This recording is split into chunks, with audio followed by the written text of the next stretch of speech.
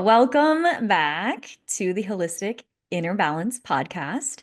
We are here today with such an amazing guest who we are obsessed with, Rockson, who is the author of Use Your Difference to Make a Difference and has a number of TED Talks, has a podcast with over 700 episodes.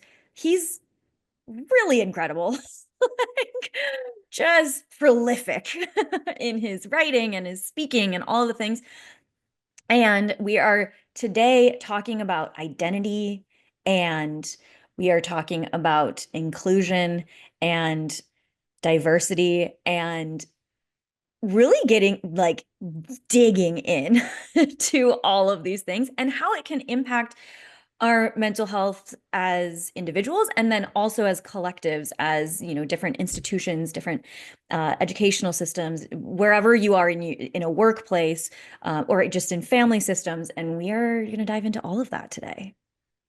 Let me tell you a little bit about your new favorite human being, all y'all. So this is out of his book. This is his bio, and there are so many more things that we could say, but I want you guys to be able to get to the episode while you're like doing life. And so Rockson, he's the CEO of UYD Management, a strategic leadership and consulting firm that helps corporations improve their bottom line by incorporating diversity, inclusion, and social justice strategies.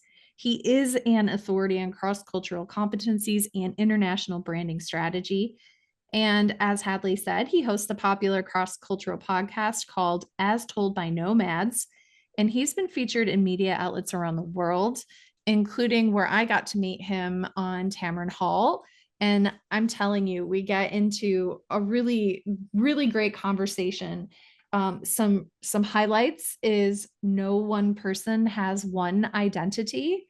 We get into perfectionism is its own system of oppression. We talk about our non-negotiables. We talk about truth. We talk about business and sour gummies. So we talk about sour gummies for a while. You'll love it. Fact. We also talk about our favorite word, which is nuance. Yeah. So we go deep into all of that. And yeah, it's really good, you guys. You're gonna love it. Are you ready to jump in? Let's do it. Hello, Yes. Tayo. Meet my good friend Hadley. She's my co-host here at Holistic Inner Balance. And Hadley, meet Tayo. I feel like kindred spirit. We met in the most beautiful, fun way. We got to do Tamron Hall together. We did. That's so cool. Yeah. That was a fun experience. So it was good. And how have you felt since then, by the way?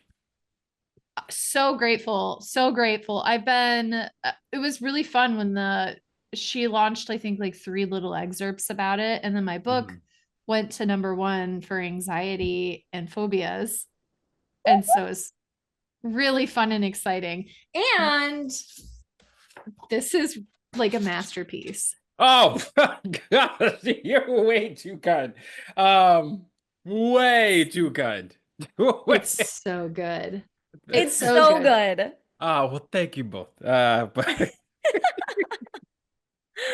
I've been loving it. I'm not fully through it all yet, but I've been loving it. And I've been also binge listening to your podcast as well. Yes. Which is thank fabulous. You. Well, thank you. I'm pivoting soon. So because it's like every time you need a new direction. And that was 2012. So 13, yeah, almost 10 years of my life.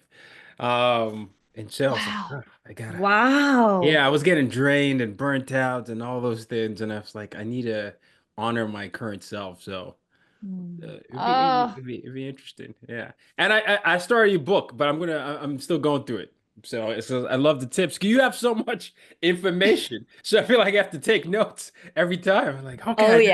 I didn't know that. I didn't know that. Now I know. So yeah. It can be anxiety provoking just to look at it. It's like when I got my first edited draft of like the book, they sent out the pre-order books. I was like, this is a beast. This is like a tome. Yeah. So because I read it like via PDF, like Oh, you when did? so I Yeah. didn't before it was published. And so when I got the book in the mail, I was like, damn, this is why it took me so long to read. That's amazing. So how do you two know each other? We Um, met through mutual friends. yeah. Hmm. We like met through a mutual friend, and we were like Yeah. friends for like a year almost, I think. And then we finally met in person because we're both well, I'm from Michigan and Nicole lives there now. I'm So in Michigan. yeah. And So we just like cackled like lunatics the entire time we hung out yes. together. Understandable. Which is the promise of a great friendship. Yeah, So, yeah. Wait, lunatics being the bond. Everyone should do that. Exactly. Yeah. And we're like, let's just record our lunacy and make a mhm. podcast. So it's just like an outlet for our fun friendship, and Yes. it's Yeah, yeah. great. I love it. I Yeah. love it. That's good.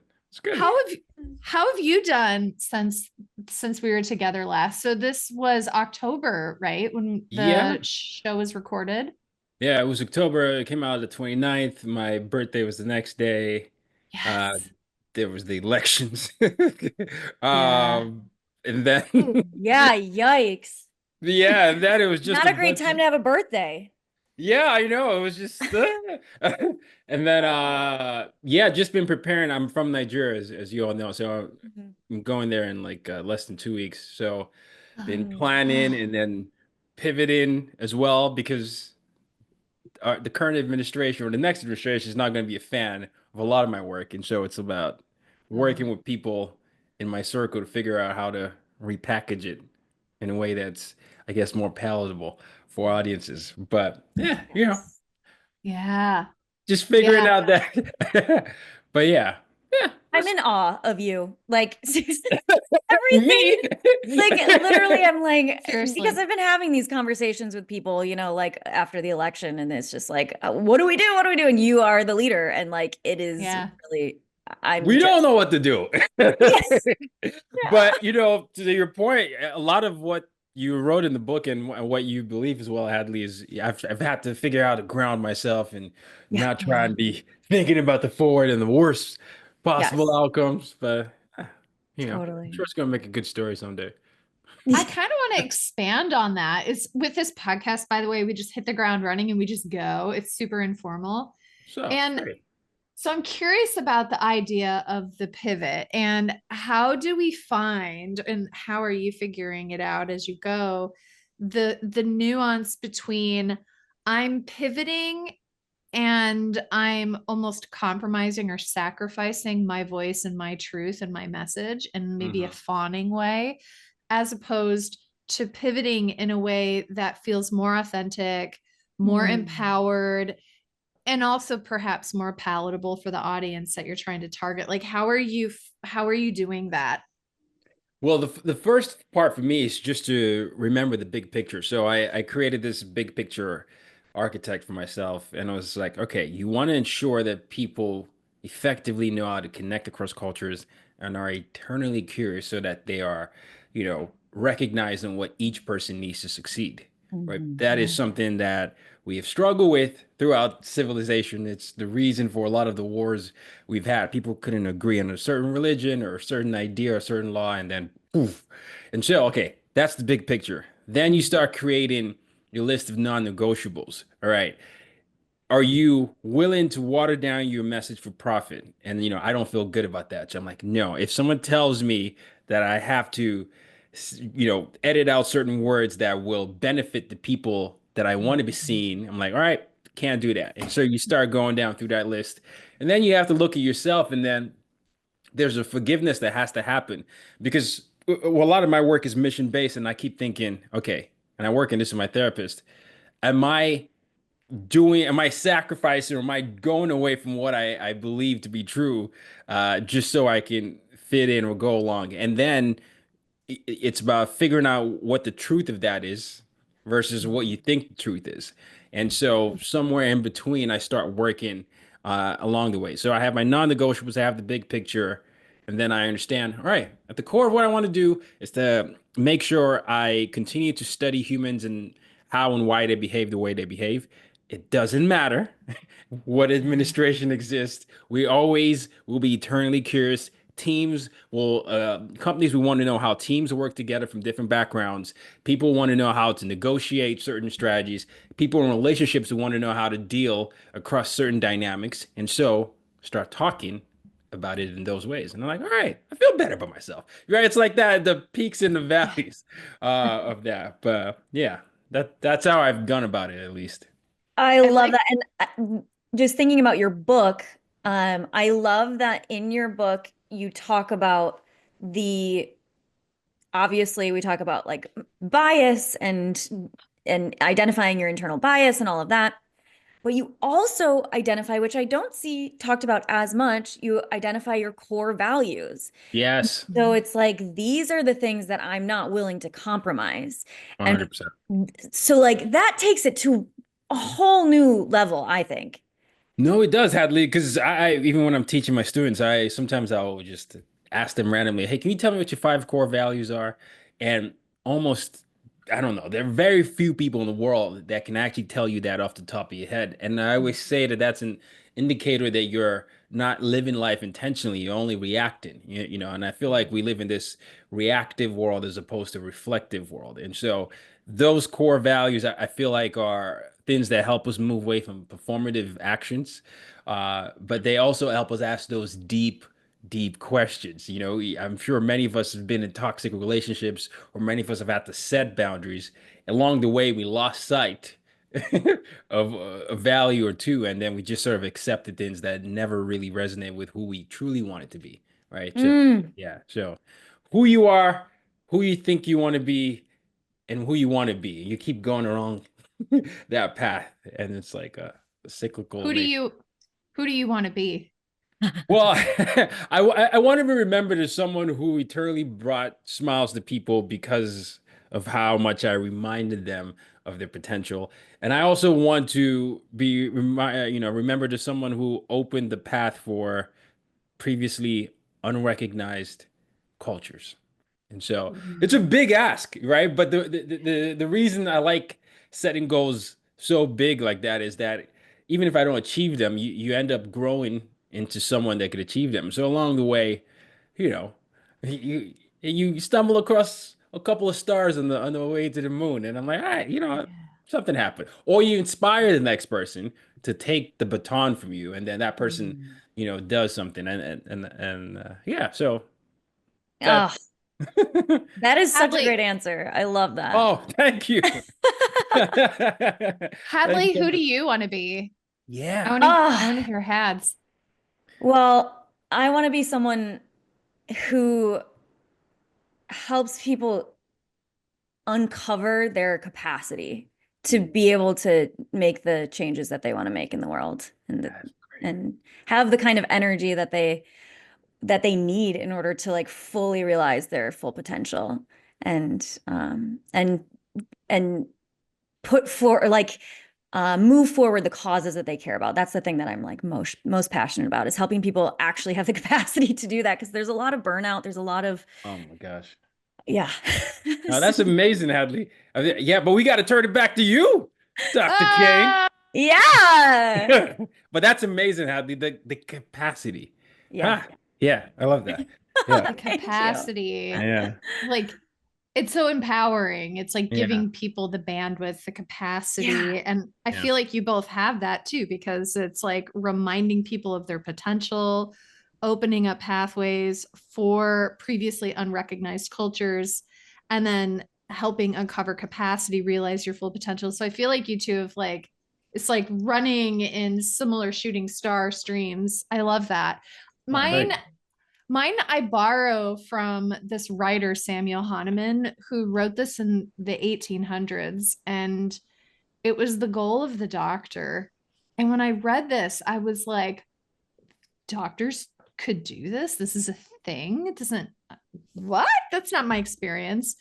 And so what his name is Samuel Hahnemann, and what he says is the role of a doctor is to help a person heal themselves in such a way that they are able to use their vessel to obtain the lofty purposes, meanings, and goals of Mm, their place on earth in such a way that obliges wonderment by those looking on.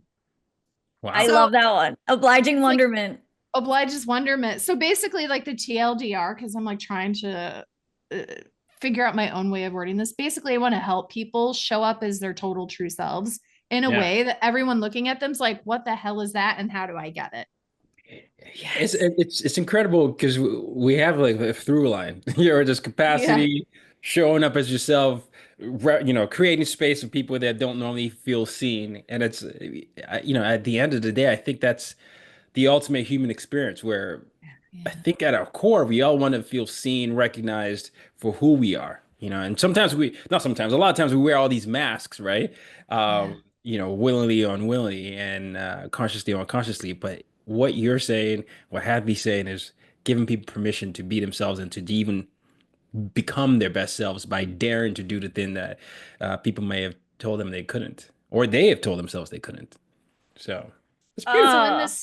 in this Yes. process, you talked about who you were, who you are, who you want to become. Do you mind sharing with us your story?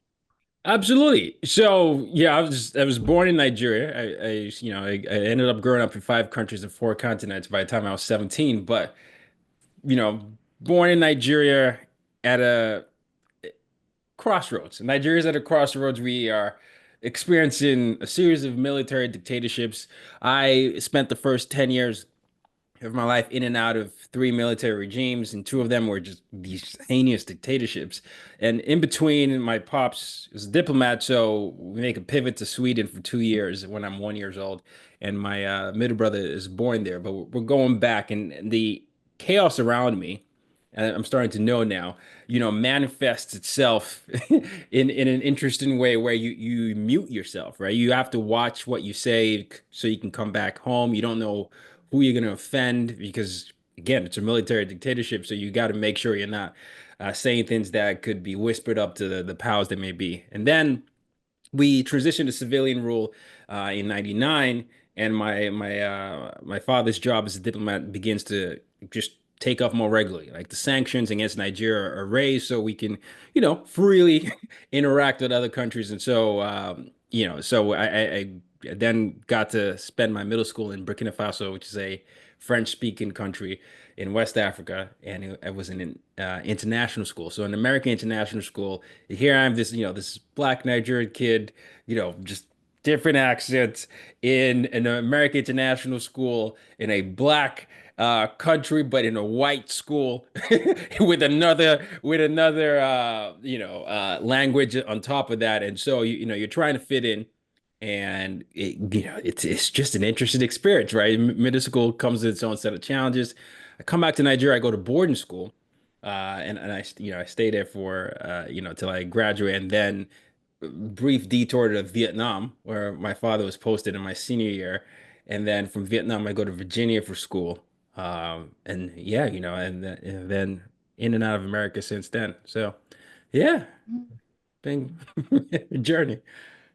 My dad was a Marine when I was a kid, and we Mm, moved, I think, like 13 times in 13 years or something like that. And so, even to this day, when people ask me where I'm from and they ask me about my culture, I'm really confused.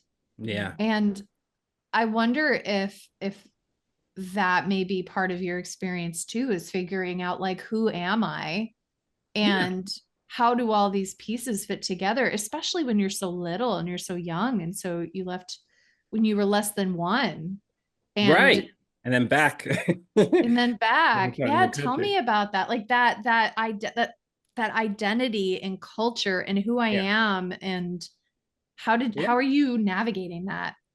So I've started and stopped and started a few series of books, and one of the first lines is always, I've always been on this quest to find out who I am. Who I am is the central question of my life.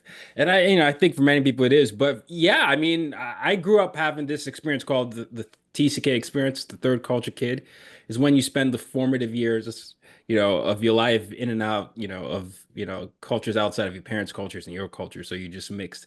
And yeah, I started really asking myself that question when I was in Burkina Faso, this 10-year-old kid.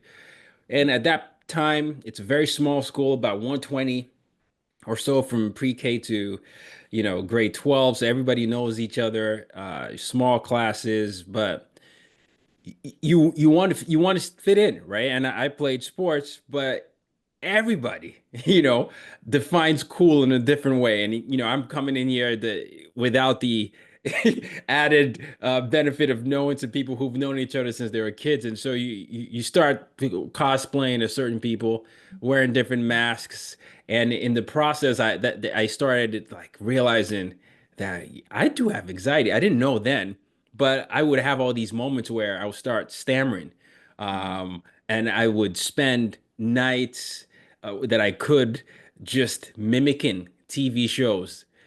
She's all that, 10 things I hate about you. I'll like try to, find a Freddie Prinze Jr. line, Heath Yeah. Ledger,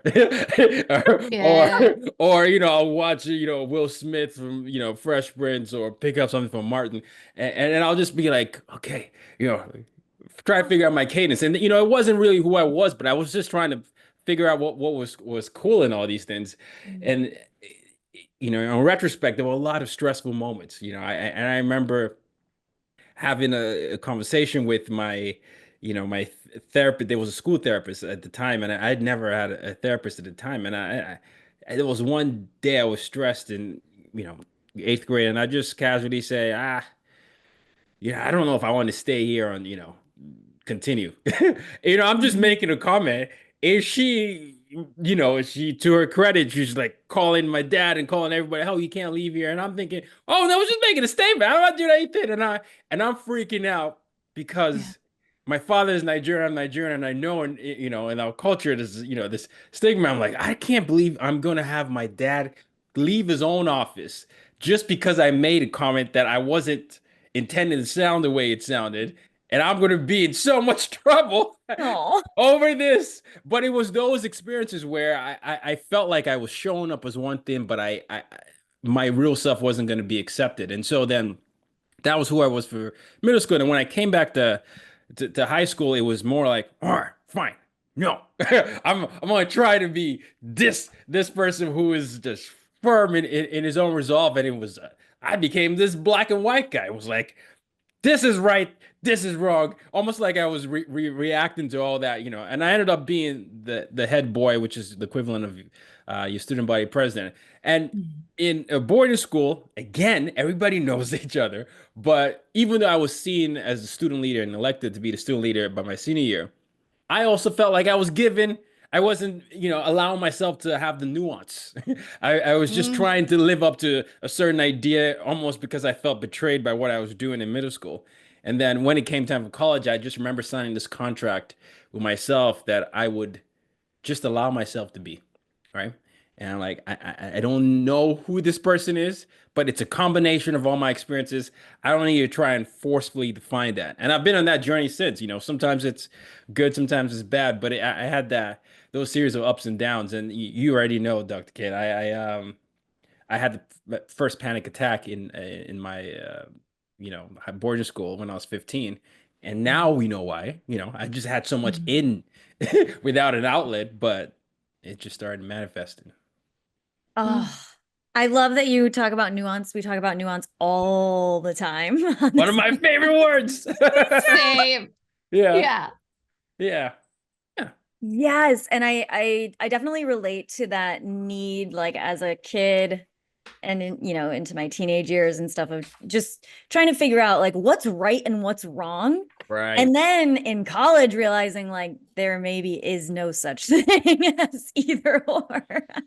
It is. Right. That's a fascinating. It's a great place to be because then it can be freeing, but then you have to also reassess some environments that you came from, because Mhm. there are going to be inevitable challenges. It could be family members, all that, like, no, that's not what we taught you, but you're like, no, well, I don't know if I agree with what you said. And Right. yeah, I think it's gonna have to be okay that we disagree on this one. Yes, Yeah. totally. So, yeah. So, Oh, And yeah. And then, of course, in college, I like became like a, like social justice warrior and then learned to refine my argument. yeah, that is the part. The refinement. That was high school for me. It's like you don't have to you don't you have to go into a big speech every time you think something is wrong and start. But I was, I was that dramatic. I was like, okay, just calm down. It's not that. Yes. Oh Uh, my gosh. I yeah. resonate with this. That was spicy. I learned the word Yeah. insubordination from my flute teacher. Like, what does that say about adolescent Nicole? Oh my gosh. It's true. Yeah, yeah. And Insubordination. you, I mean, you just wanted to do things. You were just curious. You're right, right? I Yeah. actually, that curiosity that I've always had, I allowed myself to do that more freely. Mm. I used to get punished for that by Hmm. teachers Mm. when I was a kid because I've always been energetic and hyper, but they just didn't know what to do with my energy. And I was like, well, what about this? What about that? What about that? Is that true? Mm. Yeah. Yeah. Yeah. That energy is one of your superpowers, Oh, yeah. but Oh, I agree it's right now. I used to it's shame myself for that though.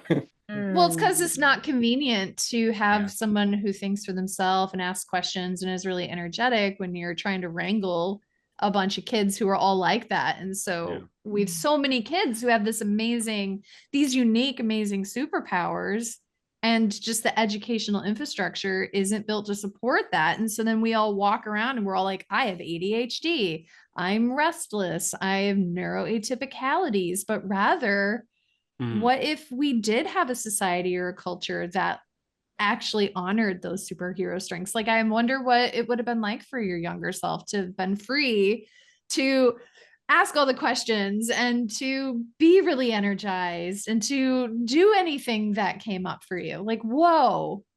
No, it would have been amazing because I would have not held so much in. That's one of the reasons I became a writer. I love writing in general, but I would always write in my journals, just internal thoughts I had. And I remember I go to therapy regularly now, but I remember feeling betrayed by the therapist, even though she was doing a job. But Yeah. in my head, I was like, I wasn't articulating it the way you were saying. I was just like, I meant like, it was a frustrating day. Sometimes I feel like I don't want to be in this school. I don't want to be here or what, all of that. But it was just, Yeah. I was just despondent and I thought I was voicing this out. But after that, I started internally writing things almost Yeah. as a rebellion. I'm not going to talk to you anymore. I'm going to do that. But that came from the stigma that I had adopted, where I felt like Mm. I couldn't trust people with information. And I had to unlearn that before. But if I had that infrastructure in place where people were saying, it's okay to feel this. You might get a headache. You're very good about saying the body parts. You might have your heart beat this way, and it's okay. Come to me. You don't look weak. Blah blah blah. Yeah, I would have been in a Yeah. interesting space there. Yeah. And then also Oh, for those who are listening is having thoughts about our exit strategy and feeling like I just don't want to be here anymore when suffering is so great, Yeah. is that is a normal way to feel. Obviously, it's a whole different story if it goes then to the thinking about like how to hurt yourself or making intentions or plans. Like that's concerning. But had my now self been there with your past self, I would have been like, yeah, that makes sense. Tell me more about that. Let's unpack that. Yeah. And honored all vibes welcome instead mm. of like, I'm here for you only if they're good vibes. Otherwise, you're in trouble and I'm calling your dad and this whole rigmarole. But then also, I have to just like high five your younger self because journaling is such a brilliant, trauma informed, innovative, somatic processing activity. Like there are very few things that you could have done that were more powerful within that level of agency that you have as a teen. Well, thank you. I still have some of my books, especially from the high school, and it ended up being freeing, but it was. I always tell people it helped me record observations, and I tell people to do that to themselves. Record the observations around you and within yourself. And even if it's something you don't like, well, why do I always react this way? Why am I jealous here? What makes me feel unfulfilled here? And you can start to notice patterns, and you just get better about recognizing your own triggers. And the better you recognize your triggers, you can get to the point where you can have change behavior. I always say, in order to have change behavior, you need to be able to recognize your triggers. And so Mhm. it's so important to be able to be that reflective and have a place to write these feelings out. Yes. And I love, Dr. Kane, that you said that it's a somatic practice too, because I think people don't really know that because they're like, oh, I'm just writing things down. So this feels very mental, but Yeah. actually, like your body is moving by writing it down. You're moving less if you Yeah. like type it out on a computer or like you like type it out on your phone or whatever. But if you're writing it with your hand, totally Yeah. somatic. It's I, so cool. Yes. Hads, what was your, so I journaled, like it's, Mm. Tayo, I think it's so beautiful. We both journaled. I have like stacks of notebooks that I've been pulling out of the it's basement. a random piece of paper I've been writing. Yeah. Yeah. Same. Yeah. Yeah. Kindred spirit, I'm Yeah. telling you. And so I have like stacks of old journals and I like looked back them recently and I was like, oh girl, whoa. But like Hadley, what was yours? Like what was your main coping skill? Well, I wish that I could say it was very healthy, like journaling. No, I did journal, but it was more like, it was like writing down just like what happened during the day because like with books Yeah. that I read, I'd be like, oh, like this is how you're supposed to journal. And I didn't really write about like my feelings. Mhm. However, I guess one healthy thing was that my parents were super parent development. So I was reading books like Don't Sweat the Small Stuff for Teens, like Seven Habits of Highly Effective Teens. Oh yeah. Yeah. But I will say my coping strategy was eating. It was not, it was like it was just overeating. And it was very effective for not feeling any of the feel. Like I didn't know that I Yeah. was emotional eating because I didn't feel any of the emotions. It was very effective in not feeling those emotions. So then I had to do a lot of unlearning and then do a lot of emotional like work with that to Yeah. stop the emotional eating and everything. So yeah, It's very that self-aware. Very self. yeah. Well, I'm curious to hear So your thoughts good. on this because both of you study this. I noticed that the higher my anxiety, sometimes the bigger my sweet tooth is. Yes. I just, and to your point about the overeating, I'm talking about 4 bags of just gummies Yeah. where I'm like, what? Where did this go? I'm just eating the things, and it just makes me feel better. Then I instantly regret it, of course. But Yeah. I don't know if there's a connection with sugar and anxiety or just unhealthy eating, but I've noticed that in myself over the years. And Absolutely. Yeah. It helps you, like it actually does calm you down. Like it's grounding to have sugar or even like the salty taste, the sweet taste, all of those things. Um, does help us ground down. And we probably don't want to be eating 4 bags of gummies, right? And we can yeah. find other ways to calm down. Yeah. Um, but yeah, no, there's a very much a direct correlation. I mean, I'm sure Dr. Kane can talk about like the actual mechanism of how that happens too. Yeah. But There, there's so many magical things to say about that, but what sticks out to me especially is that you were craving gummies, which are kind Oh, of sweet and sour, and right? sour, yeah. And so we know that the act of swallowing and sour flavors in particular. Remember, we were in Tamron and she had that dish of candies, and I licked one yes. of them and it was so sour. I was like, but sour, it activates vagus nerve, and Mhm. vagus nerve calms the body. So eating in and of itself, but then also what we crave. And then Hadley, from an Ayurveda perspective, Yeah. sour. So he's craving sour in particular. Yeah. Tell us about that. It's grounding. So sour, sweet, and salty, those are the three grounding tastes in Okay. Ayurveda. And so that's what we crave when we are needing that immediate grounding. Um now there are other things that we can do for immediate grounding. Yeah, there we go. I mean, I But and also it's not bad or wrong that that's what you do or that you have done. And because when you I talk a lot about like the emotional eating cycle. And there's a whole, like there are different stages to this cycle. And one of the stages you mentioned, which is immediately regretting it. Yeah. And so a lot of times we will beat ourselves up about that. And the beating ourselves up actually perpetuates the cycle. You are more likely to do it in the future because you feel that guilt and that shame from it. So a lot of people think that they need to be like more mindful eaters and they need to break out of the cycle before it happens, or even like during, like, you know, stop myself at one bag of gummies, or like a Yeah. couple. I gotta do Yes. one. And we can stop ourselves in those areas, but we can also break out of the cycle from afterward instead of feeling that guilt and shame, like really just tuning in and being like, what led to that? Can I give myself some compassion and understanding? What happened here? And like actually dig into that. And that will stop the perpetuation of that Mm, cycle as well.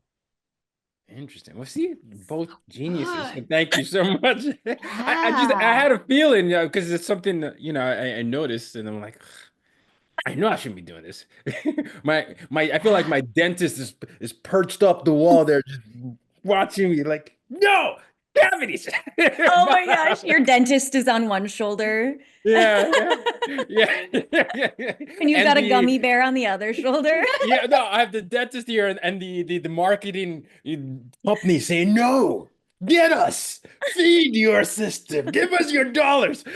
Yeah. Yeah. And But yeast. Don't forget yeast. It's like oh yeah, it's like the little Hmm. shop of horrors. It's like Yeah. yeah, sugar, feed yeah, Yes. me. Yeah, yeah. that candida, really wants that sugar. Yes. Oh my gosh. Uh, So this is like identities. This is parts. This is like Mhm. part of me craves the Yep. gummies. Part of me feels bad about the gummies. And so in your book, this is a segue, believe it or not, gummies are a segue, is in your book on page 63. So by the way, this is my good friend Tayo Rockson. He's done so much work, but he wrote, use your difference to make a difference, how to yeah, connect and communicate in a cross-cultural world. And this is just a brilliant book. And so in this book, you have a section on identity. yeah. And what I really appreciate is that you ask the first question out the gate are what are your multiple identities? Hmm. And so I actually want to do this exercise together. Let's do it. Ooh, yes. And Great idea. yeah, and so actually because Tayo, you've had a chance to think about this. I want Hadley to answer Okay. first. Okay.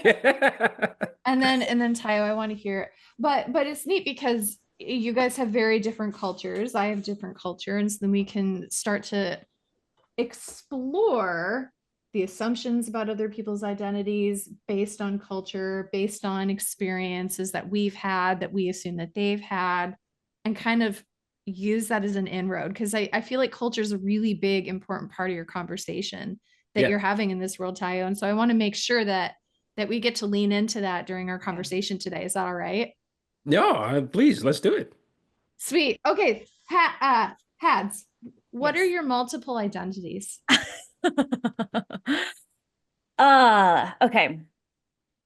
Well, I'm a woman. Mhm. I'm in my 20s, though I'm turning 30 very soon. Yeah. Um, I'm excited for 30, honestly. Very Oh, excited. okay. This is good. I like That's that. I good. never know what it is. But Yeah, yeah. right. I Right? know people are scared of it. We did actually a podcast about aging, Yeah. and fear of aging and all of that. So no, I'm excited about it. Um, I am a white woman. Um, let's see. Class identity, upper class, I would say. You know, growing up, thought that I was upper middle class. Looking back, everyone says that who's upper class. Oh. So it was more upper class than I initially thought. Oh gosh. I mean, just other identities like I think of myself as like a theater kid. Like that's like a very big part of my like Yeah, it counts. upbringing. Let's see. Like health and wellness is like a big part of my identity now. Yeah, Yeah, those are some of the ones that come to mind. I love it. I love Yeah. it. Yeah. I don't know if there's anything else I'm missing, but yeah. There's a lot of layers. Yeah. Yeah. So, so if you're doing this exercise with your consultees or your students or your clients with that first part, like how would you expand on that or teach on that, Tayo? Like what So, comes up? I will often open up with the fact that the world is an interesting place. It tries to put us in a box, but if you really think about yourself, you have many interests. You probably woke up today trying to fit into several of those things. And so, for you in this workplace, in order for us to get you to be the best employee, the best colleague, it's important for us to figure out things about who you are so that we can work and cater to those strengths and also understand the things you don't like and why you don't like them. And I think normally when you go to workplaces, people might just react to you like, oh, he doesn't, he's never, I don't like the way he talks. Why do you talk like that? And you never really understand the reasons behind that. Mm. And so if you see someone who is very excitable, early in the morning, that might be because this person likes running 5 miles every morning and they're awake and you could see them differently based on the fact that you know that now and maybe not as an annoying pest as you initially thought. And then the other thing is interesting is when you start learning about people's interests, it allows you to create potential shared experiences because then you start realizing, I didn't know he'd do that.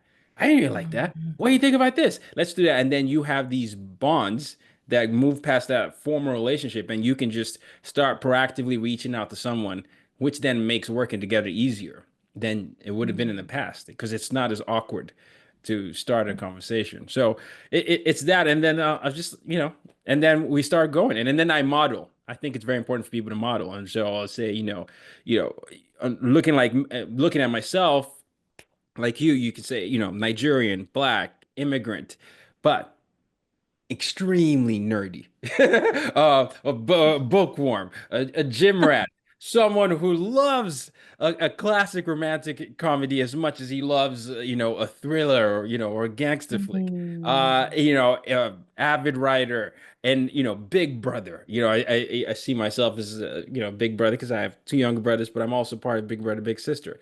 And you start getting all these things where people are really, oh, I didn't know that, and then it's an interesting way. And then, oh, something you probably don't know about me. My favorite superhero is Superman.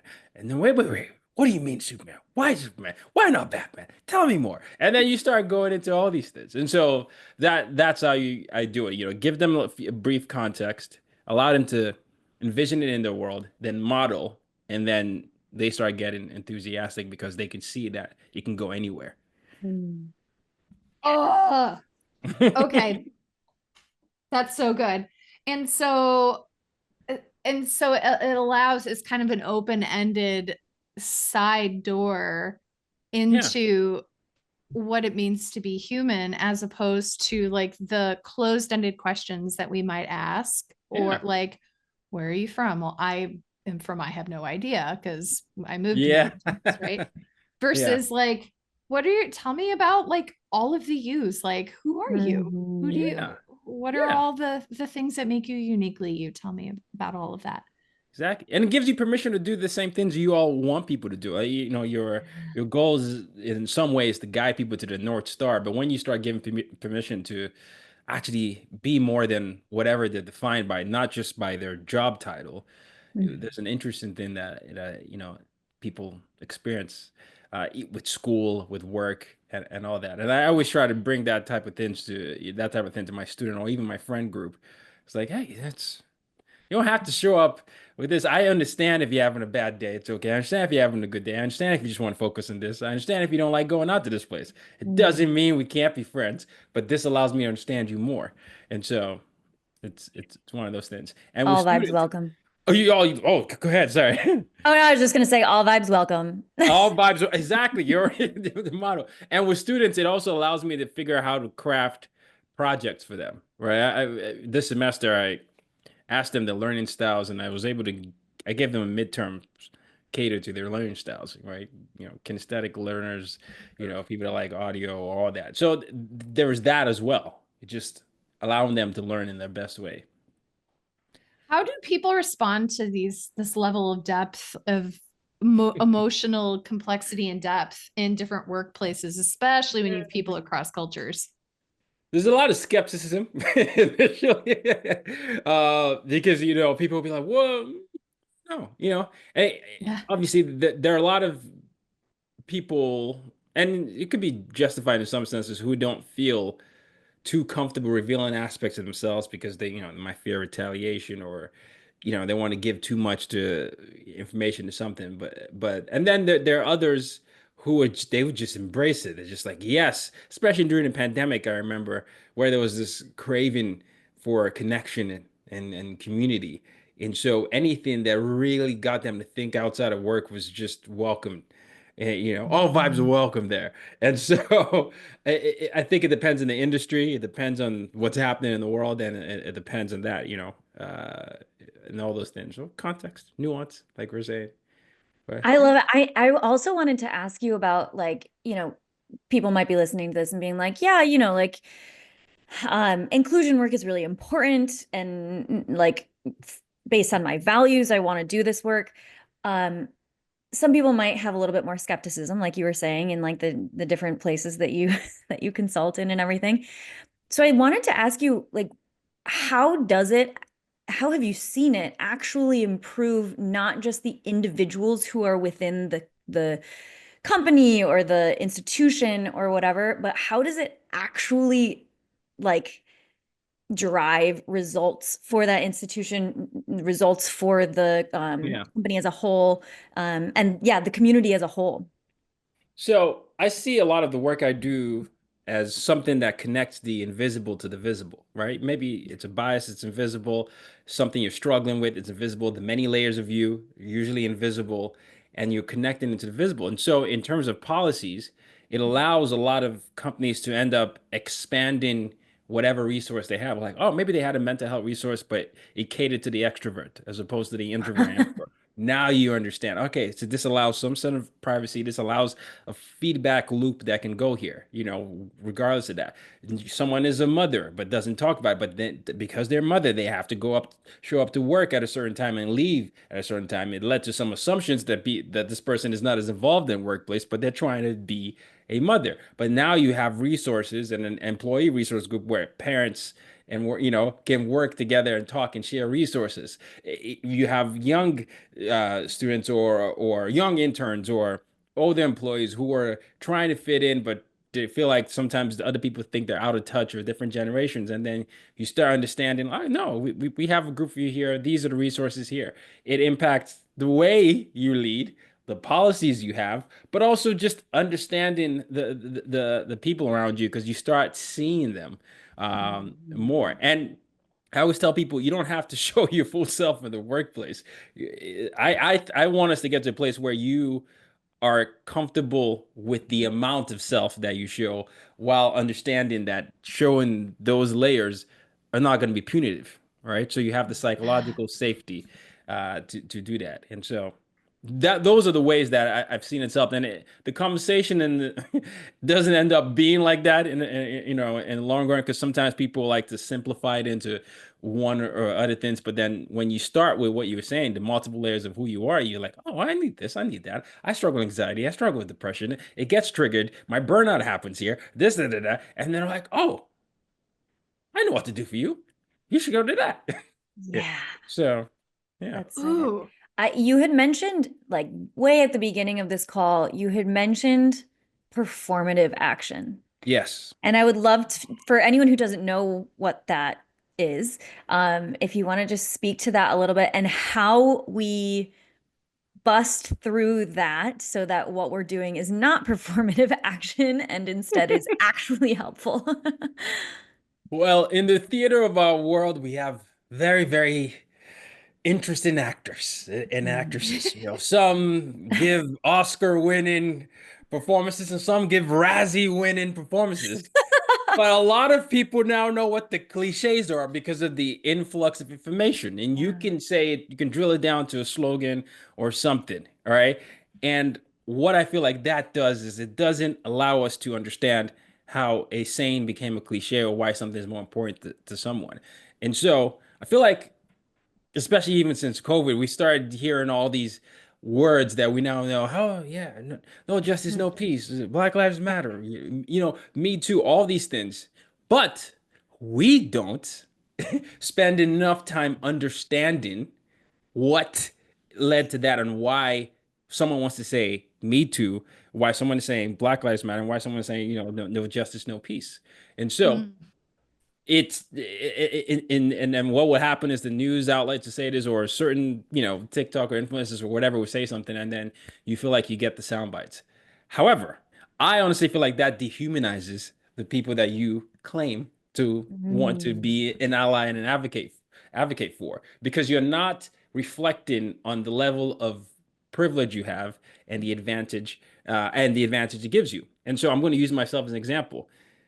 I have privileges as well as the things that I might not be as privileged in, right? Being a man is something that is a privilege in many instances. I live in New York. I can walk at 9 p.m. without really worrying about my safety in certain areas, and many Mhm. women can't do that, right? That's a privilege. It doesn't mean that sometimes when I go to the airport because of my citizenship, I end up going to long lines or having more questions. Those two things can coexist. But people who are sometimes performing feel like once they've said the word and they've understood, they've created a policy or they've thrown money at something that they've done the job. But no, you haven't. It's about understanding, well, why does the problem exist and how can now I can now use my resources other than money to ensure that I'm in the communities around me are not perpetuating these things. And so that's just the extra step that you have to take, in terms of that. So Mm. Yeah, that's will you say a little bit more about like the how you can have privilege in some areas and not in other yeah. areas and stuff too? Because I think that's really important. Yeah, it comes down to I would say this, in a world of nuance, we're governed by binary options, right? Oh, Yeah. Writing that oh down. my Yeah, gosh. in a Soundbite. world, and so someone could look like me. So we could have, two other black people here, right? And you could make the same, you can make an assumption, but maybe me being a Nigerian gives me an advantage here versus someone who defines himself as another citizen, or vice versa. Or you could have someone based who has a different shape and looks the same, but because of how society views certain shapes, they could, instant access, go in, come out, all that. And then you could have someone, this is very invisible, who struggles with anxiety and depression, but presents as someone who is very confident. And so he or she, they are in a room, filled with so many people who apparently present as confident, but that person is struggling due to all the triggers and the sounds and all those things.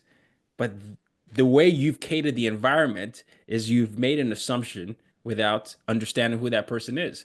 And it's a dance of life, right? You just have to understand where you are allowing someone to have a better advantage, whether it's not on purpose or on purpose, or whether you yourself have an advantage, and then how do you then create a safe space or an invitation for someone to say, hey, before we start this event, these are the, items that we're worrying about. But just so you know, if you need a break, there's a break room here. If you need an opportunity to pump, there's a pump room here. If you need whatever.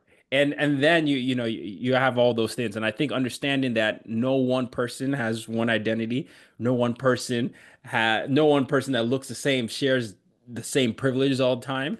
And no one person that looks the same shares all the same marginalizations. You invite yourself to dig deeper to understand what makes that person them and how to be a better, advocate in general. The second question that you have, I wonder if allows us to not just make assumptions about the many ways that individuals identify and have needs. And so you write, are there any aspects of your identity you wish could be expressed more and why? Yeah, I think it's a question we should ask ourselves, but also anyone in the privileged position to ask. If you're a parent, for example, you can say that to your kids. If you're a teacher, you can say that. If you're a CEO, a leader, or one-on-one meeting, Mm. are there aspects of this, or are there things that we do that make you feel uncomfortable? And you might not always get the answer initially because you have to work up the rapport and build the trust, but the consistency of asking and them knowing that there's an opportunity to eventually share is is going to be important. And it even happens in romantic relationships where someone might have an overwhelming emotion, and they might just be in their feelings and not say anything. And then maybe 2 days later, it's like, when you ask that, this is actually, but just because you allowed that space to exist, you are creating a pathway eventually that Mm. could lead to something. I appreciate that so much. I work in a mental health clinic. I'm a co-owner of Health for Life in Michigan, and we have 30 plus counselors. Oh, And all these counselors have their own culture and their own, almost all of them, probably all of them come from trauma. We're all wounded healers in many ways. yeah. And sometimes it can feel like walking through a landmine, like Yeah. mortars, like in the ground. You're like walking, you're like, sure, everything's going to be fine. And then you say or do or don't say or don't do something. And it's like, holy crap, that was a big mistake on the part of leadership. And so I really appreciate and wish I would have had this 10 years ago when we started this company, because I think this is trauma informed. This is trauma informed leadership, Yeah. being able to look at someone like no one person has one identity. And in a world of nuance, we're governed by binary options. I just feel like the conversation is so expansive with this language that you're bringing to Yeah. the table. Yeah, and that's why I get frustrated with the dialogue around what inclusion and equity is, because I feel like we're letting a lot of people down, Yeah. honestly, Yeah. because in the context of this conversation, mental health is, and it's one of the things I've really enjoyed diving into in recent years is it is so vast, and if I didn't have my personal lived experience, I could have made a lot of the same mistakes that people made with me just because, we just assumed. But Mm. I understand how certain things happen now based on my conversations with my therapist, and and the environments I've shared with people that have similar shared experiences. But some of these shared experiences that we're talking about, they operate in silos and they don't end up becoming part of what needs to be the main conversations. But I don't believe that a lot of the leaders and people that we interact with aren't struggling with some sort of something. But we're not doing a good enough job of giving them language. Not you, but the leaders, the systems around us are not doing a good enough job of giving people language to communicate their feelings. Like systems, I mean by schools, systems, I mean by workplaces. We spend most of our lives in some sort of education system or some sort of workplace. Mhm. Sometimes even more, a lot of times more than the people you live with and love with. Yeah. You're not equipping them with a language. What are you gonna do? You just they feel like they have to conform to some sort of things, and they struggle with a lot of things internally. I want to really, really, really point out what you just said here is really emphasize that when I started creating an Instagram and writing blogs and doing this podcast, is I had a colleague who was like, in 10 years, are you going to think about things the same way? Mhm. And I was like, I hope not. And he's like, well, then why are you going to put yourself out there? Because then people are going to say that you're Yeah. inconsistent or you're wishy-washy. Mm. And I think that we have an opportunity to do better, to allow people to be in positions of leadership and to express things that may not be perfect, Yeah.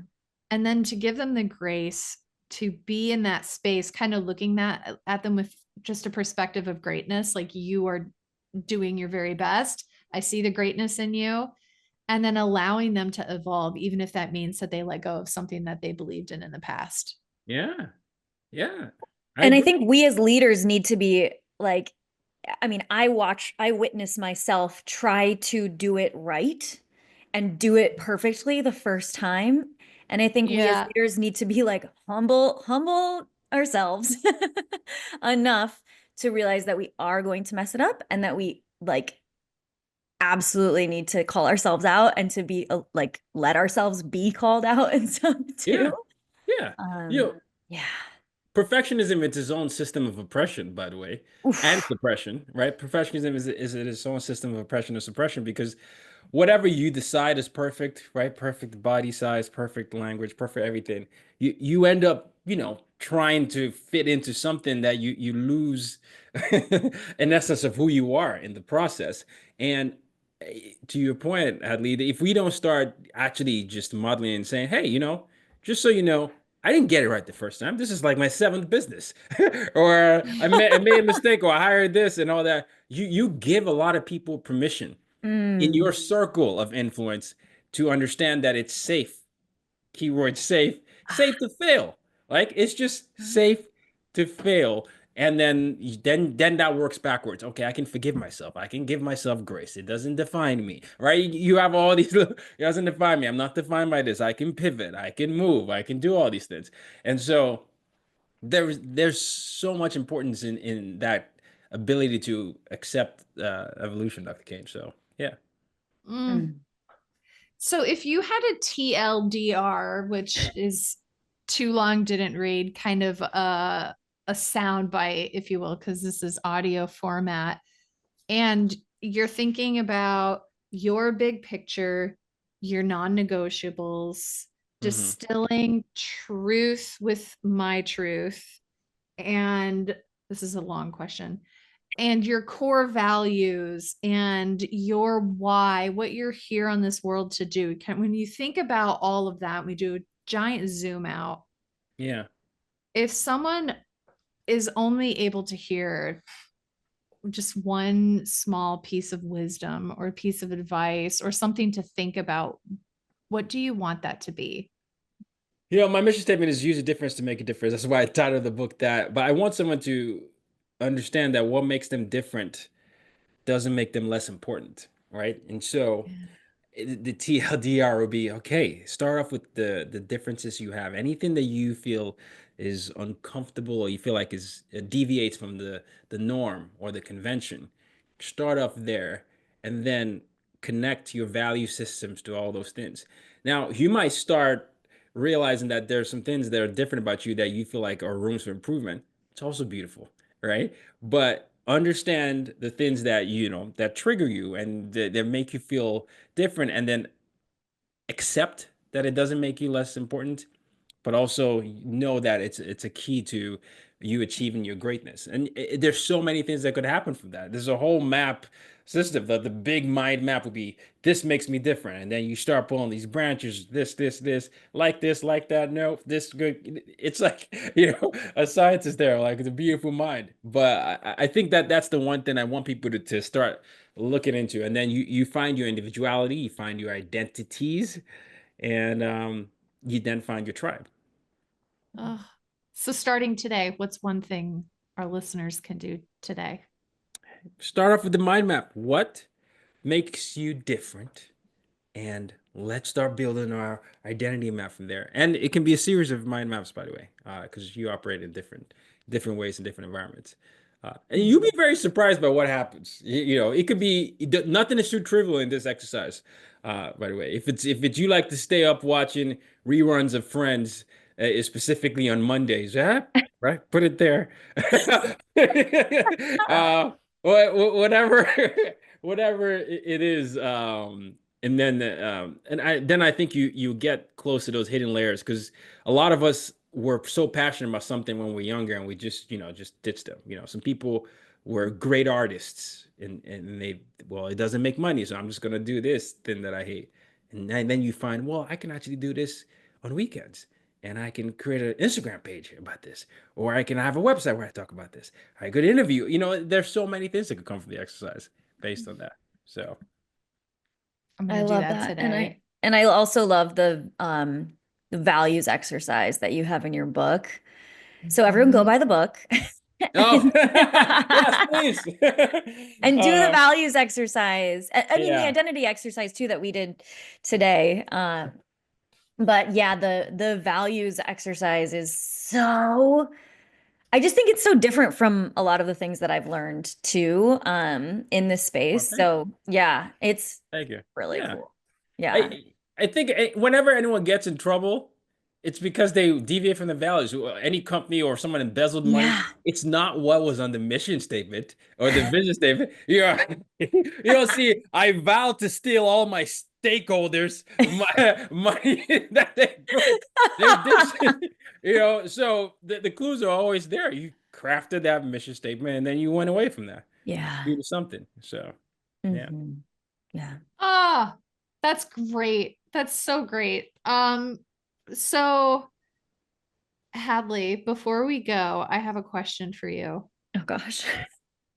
Are you putting me on the spot again?